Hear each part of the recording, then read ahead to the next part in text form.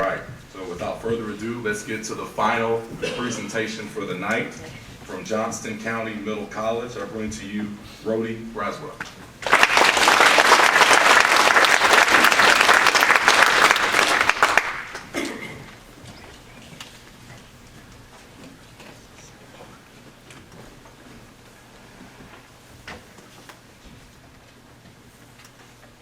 Thank you for that kind introduction. He actually got my name right. Most people call me Rody. You know, they say that public speaking is one of the greatest fears in the world, of which I somewhat suffer from. So I had to look up different methods to cope with this. Some of them being to look at a point on the wall in the back of the room, or to not look directly into the eyes of the audience, or to even imagine your audience in their underwear. Now, I'm not going to tell you which one I'm using, but I have to say you all look lovely tonight. It's an honor to be able to speak here tonight.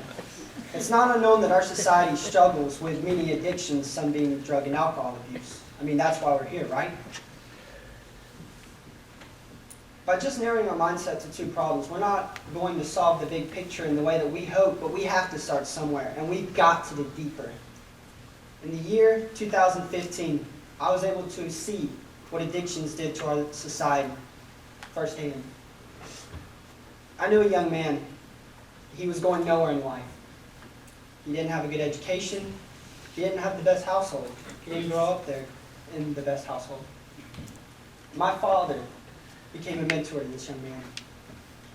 He became a fatherly figure to him as well. My father offered this man a spot in my father's company.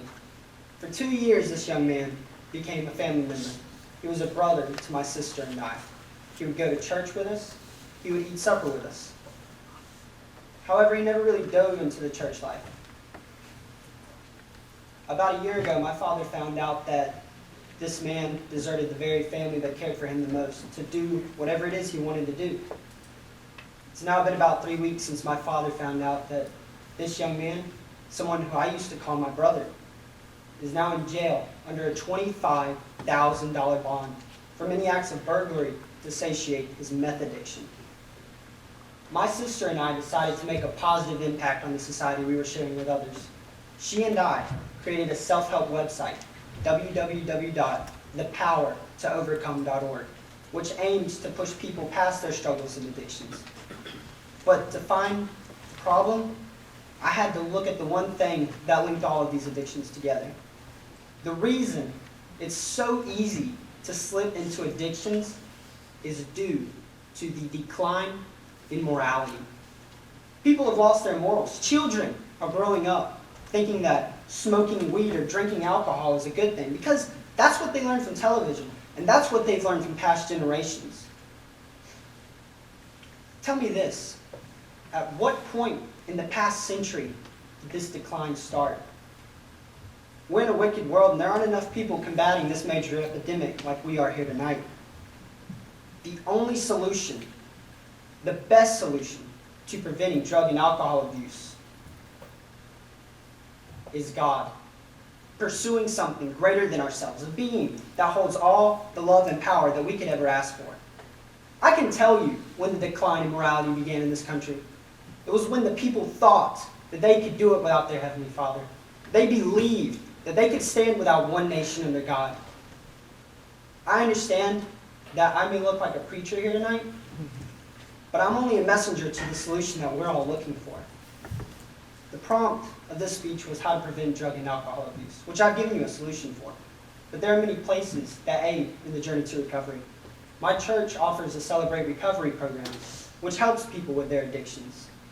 You see, the program, it sees drug and alcohol abuse as the symptom, and it decides to attack the problem. The problem is why people decide to waste their lives on drug and alcohol abuse. God is the only way, the best way, to prevent drug and alcohol abuse. Now I just have one question. Will you be the problem and prevent people from receiving the love and care that they so desperately deserve? Or will we stand together as a people that tell the world that we are tired of drugs and alcohol taking our men and women from us? It is time to take a stand as a free people that are willing to spread love, freedom, and unity, and finally becoming united and free people, of which we were always destined to be. You see, I believe that I can do something greater than myself. And that's why I've been asked to speak tonight. After tonight, I hope you will all stand with me and every other person that's tired of drugs and alcohol, which is plaguing our people, and finally bring about the destruction of these vile addictions. Thank you.